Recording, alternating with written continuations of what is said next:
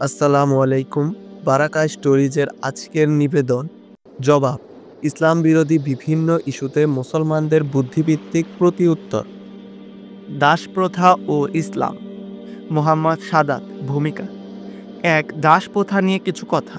দাসপ্রথা নিয়ে অনেক প্রশ্নই বর্তমান সমাজে প্রচলিত, এমনকি সাধারণ মুসলমানদের মনেও এ নিয়ে নানাবিধ খটকার উদয় হয়ে থাকে। মজার ব্যাপার হলো, দাসপ্রথা ইসলাম প্রবর্তিত কোনো ব্যবস্থা না। আজ হতে প্রায় ৪,৫০০ বছর আগের ব্যাবিলন কোড অফ হামিউরাবিতেও দাসপ্রথার অস্তিত্ব পাওয়া যায়।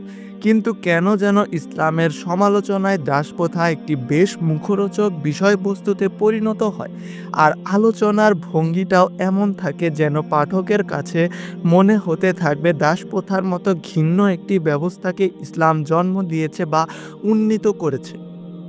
অথচ আজ থেকে প্রায় ১,৫০০ বছর আগে ইসলাম দাসপ্রথার বিরুদ্ধে যে যুগান্তকারী ব্যবস্থা নিয়েছিল, ক্রীতদাসকে ভ্রাতৃত্বের যে মর্যাদা দিয়েছিল, নেতৃত্বের যে সুযোগ দিয়েছিল, যে কোনো নিরপেক্ষ বিশ্লেষক তার প্রশংসা না করে পারবেন না। ২. কুরআন এবং হাদিসে দাস-দাসী ও দাসপ্রথার অবস্থা।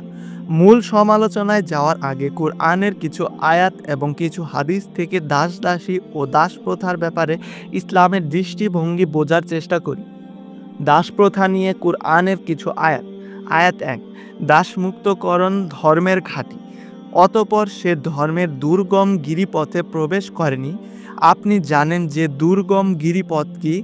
তা হচ্ছে ক্রীতদাসকে মুক্তি প্রদান অথবা দুর্ভিক্ষের দিনে অন্নদান, ইয়াতিম আত্মীয়কে অথবা ধূলিধূসরিত মিসকিনকে, অতঃপর তাদের অন্তর্ভুক্ত হওয়া যারা ঈমান আনে এবং পরস্পরকে দয়া ও সবরের উপদেশ দেয়। আয়াত ২। মুক্তিকামী ক্রীতদাসের জন্য সম্পদ ব্যয় করা বড় সৎ কাজ। সৎকর্ম শুধু এই নয় যে পূর্ব কিংবা পশ্চিম দিকে মুখ করবে, বরং বড় সৎকর্ম হলো ঈমান আনবে আল্লাহর উপর, কিয়ামত দিবসের উপর, ফেরেশতাদের উপর এবং সমস্ত নবী রাসূলের উপর। আর সম্পদ ব্যয় করবে তারই ভালোবাসার আত্মীয় স্বজন, ইয়াতিম, মিসকিন, মুসাফির, ভিক্ষুক ও মুক্তিকামী ক্রীতদাসের জন্য। আয়াত ৩।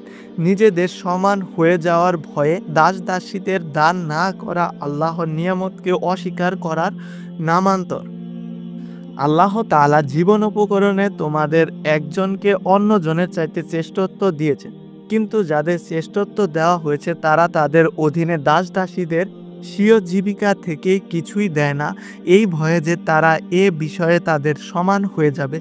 তবে কি তারা আল্লাহর নিয়ামত অস্বীকার করে? আয়াত ৪। নিঃস্ব হলে সৎকর্মপরায়ণ দাস-দাসীদের বিবাহ দিয়ে দিতে হবে।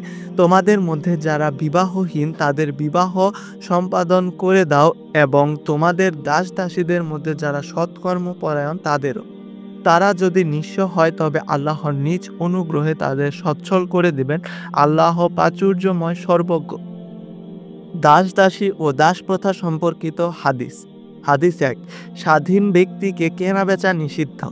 আবু হুরায়রা রাদিয়াল্লাহু তাআলা আনহু থেকে বর্ণিত, রাসূল সাল্লাল্লাহু আলাইহি ওয়াসাল্লাম বলেছেন, আল্লাহ তাআলা বলেন, আমি কিয়ামতের দিন ৩ ব্যক্তির বিরুদ্ধে বাদী হব। ১. যে ব্যক্তি আমার নামে শপথ করবে অতঃপর বিশ্বাসঘাতকতা করে। ২. যে ব্যক্তি কোনো স্বাধীন ব্যক্তিকে ক্রীতদাস হিসাবে বিক্রি করে তার মূল্য ভক্ষণ করে। ৩. যে ব্যক্তি কোনো মজুরকে নিযুক্ত করে তার থেকে পরিপূর্ণ কাজ আদায় করে নেয় অথচ তার পারিশ্রমিক প্রদান করে না। হাদিস ২। দাস-দাসীর অধিকার। আল মারুর ইবনু সুয়াইদ রাদিয়াল্লাহু তাআলা আনহু থেকে বর্ণিত, রাসূলুল্লাহ সাল্লাল্লাহু আলাইহি ওয়াসাল্লাম বলেছেন, তোমাদের দাসেরা তোমাদের ভাই, যাদের উপর আল্লাহ তোমাদের ক্ষমতা দিয়েছেন।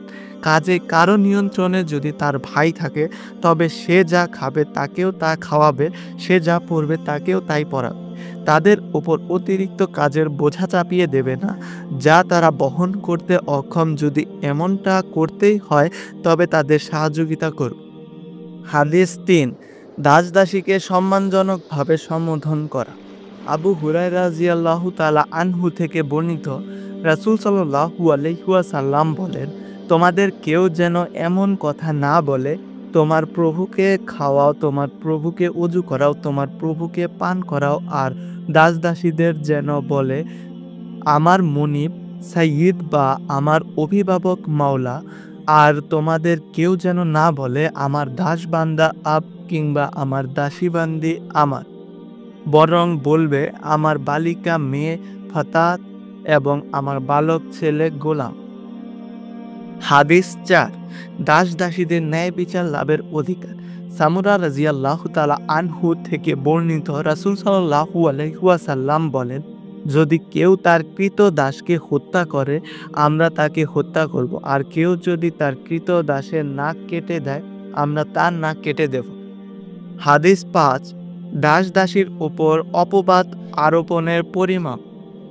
আবু হুরায়রা রাদিয়াল্লাহু তাআলা আনহু থেকে বর্ণিত, তিনি বলেন, আমি রাসূলুল্লাহ সাল্লাল্লাহু আলাইহি ওয়াসাল্লামকে বলতে শুনেছি, কেউ যদি তার কৃত দাসকে অপবাদ দেয় অথচ সে তা হতে পবিত্র, তবে তাকে অপবাদ অপরিকারীর কিয়ামতের দিন বেত্রাঘাত করা হবে। তবে হ্যাঁ, যদি আল্লাহর বিচারে সেই কৃত দাসটি এমন হয় যেমন সে মালিক বলেছে, তাহলে মালিককে বেত্রাঘাত করা হবে না। হাদিস ৬। দাস দাসীকে চর মারার শাস্তি। মুয়াইবা ইবনু সুয়াইদ হতে বর্ণিত, একবার আমি আমাদের এক কৃত দাসকে চর মেরে পালিয়ে গেলাম। ঠিক দুপুরের আগে ফিরে এসে বাবার পেছনে সালাত আদায় করলাম। এরপর বাবা কৃত দাসকে ডেকে আমার দিকে ইঙ্গিত করে বললেন, সে তোমার সাথে যা করেছে তুমিও তার সাথে সেটাই করো। কিন্তু কৃত দাসটি আমাকে কোনো আঘাত না করে ক্ষমা করে দিল।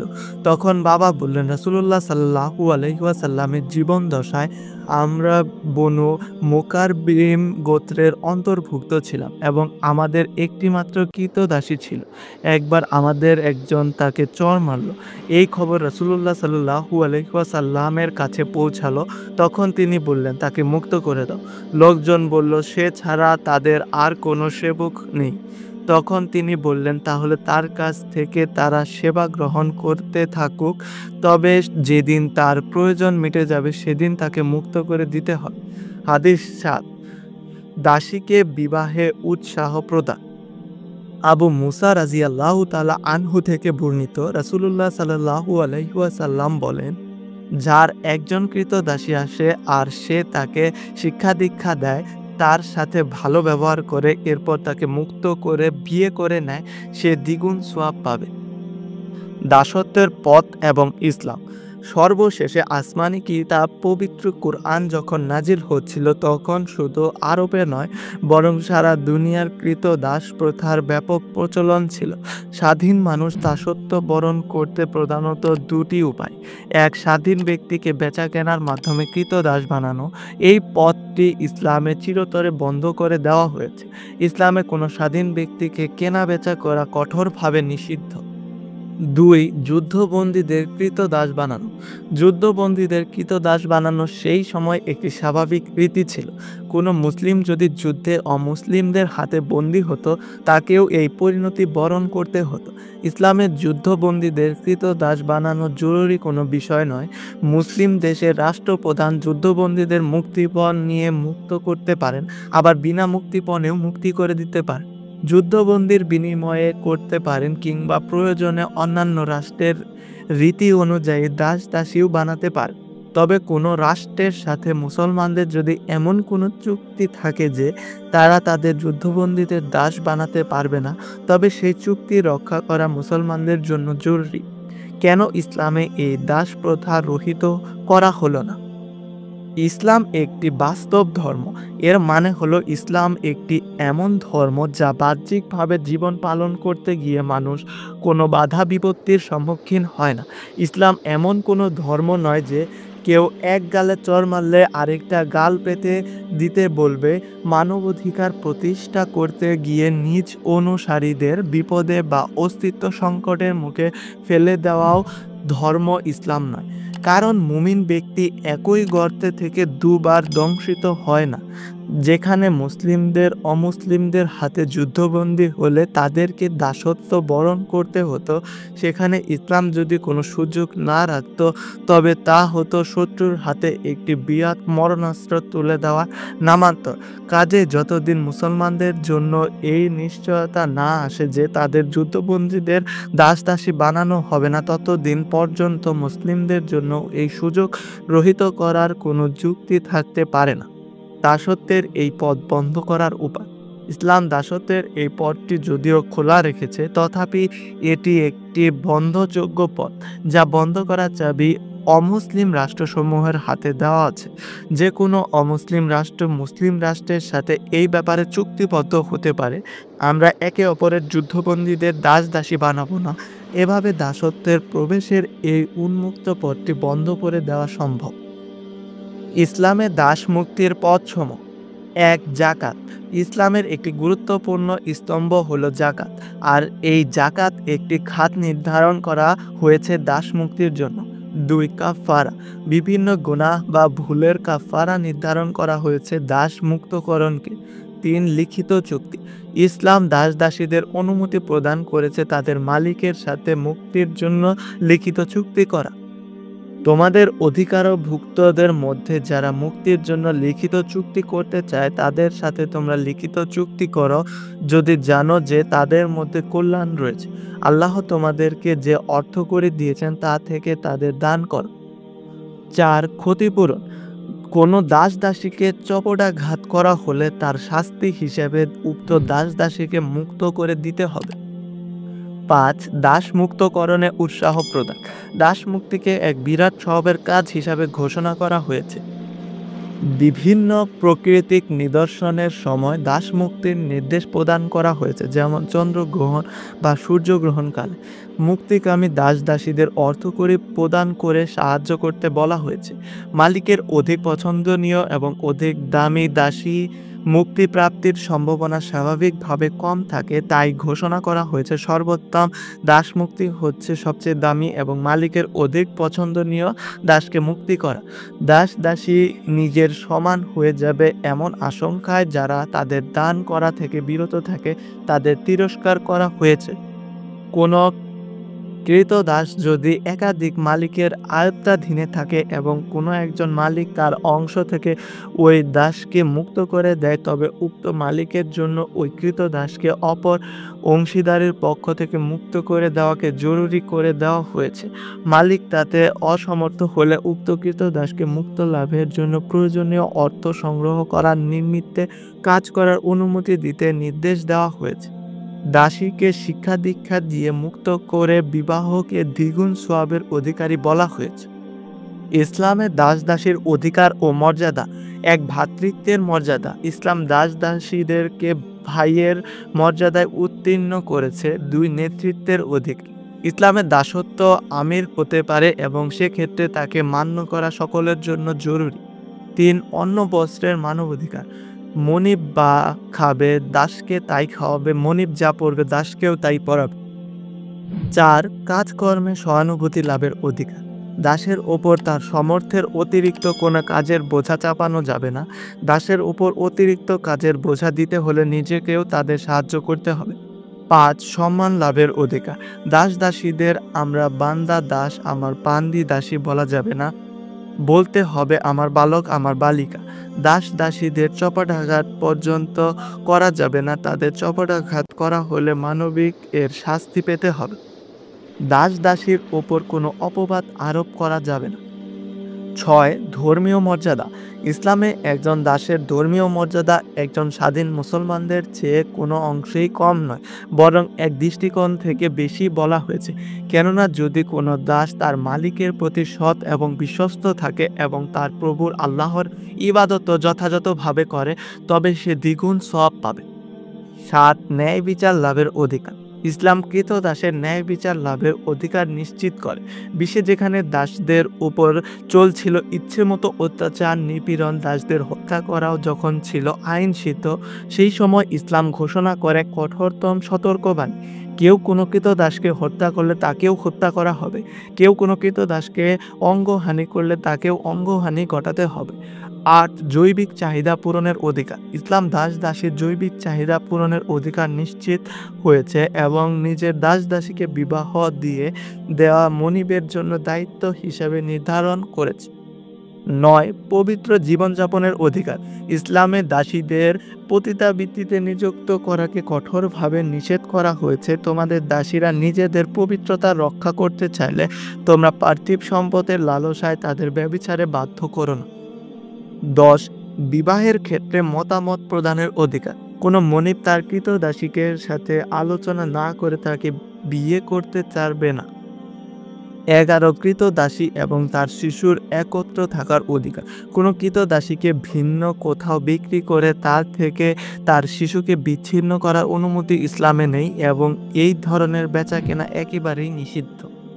শেষ কথা, এতক্ষণ আমরা দেখলাম প্রায় ১৫০০ বছর আগে ইসলামে দাস-দাসীদের অবস্থান কোথায় ছিল। এবার মাত্র কয়েক শতক আগের পাশ্চাত্যের স্লেভ কোড এ দাস-দাসীদের আইনচিত্ত অবস্থান কোথায় ছিল তার কিছু নমুনা দেখা যাক। Virginia 1705. If any slave resist his master, correcting such a slave and shall happen to be killed in such correction, the master shall be free of all punishment as if such accident never happened. Alabama 1833, Sector 31. Any person or person who attempt to teach any free person of color or slave to spell, read or write shall upon conviction thereof by indicrement the fined in a sum not less than $250 nor more than $500. Alabama 1833, Section 32. Any free person of color who shall write for any slave a pass or free paper on conviction thereof shall receive for every such offense 39 lashed on the bare back and leaves the state of Alabama within 30 days thereafter. Alabama 1833, Section 33. Any slave who shall write for any other slave any pass or free paper upon conviction shall receive on his or her back 100 lashes for the first offense and 700 lashes for every offense thereafter. South Carolina 1712. No slave shall be allowed to work for pay or to plant corn, maize or rice, or to keep hogs, cattle or horses, or to own or operate a boat, to buy or sell, or to wear clothes finer than Negro cloth. অর্থাৎ দাসদের পড়াশোনা করার, মজুর খাটার, কিছু উৎপাদন করার, গবাদি পশু রাখার, নৌকা রাখার, চালানোর, কেনাবেচা করার, ভালো কাপড় পরিধান করার অধিকার কেবল হরণই করা হয়নি, মালিককে এই অধিকার দেওয়া হয়েছিল যে কৃতদাসকে সংশোধন করতে গিয়ে যদি সে তাকে মেরেও ফেলে তবুও তার কোনো শাস্তিও হবে না, যেন এটা কোনো ঘটনাই না। এরপরেও যদি কেউ দাস প্রথার কথা এলেই ইসলামের দিকে আঙ্গুল তোলেন তবে বলতেই হবে যারা চোখ বন্ধ করে ঘুমানোর ভান করেন তাদের জাগানোর সাধ্য কারণ। অডিও বুকগুলো যদি ভালো লাগে তাহলে বারাকা স্টোরিজ চ্যানেলটি সাবস্ক্রাইব করে আমাদের পাশে থাকতে পারেন। পাশাপাশি ব্যাকগ্রাউন্ডে প্লেব্যাক উপভোগ করতে চাইলে আমাদের পডকাস্টটি সেভ করে ইউটিউব মিউজিকে স্ট্রিম করতে পারে। ইয়ামানেলি।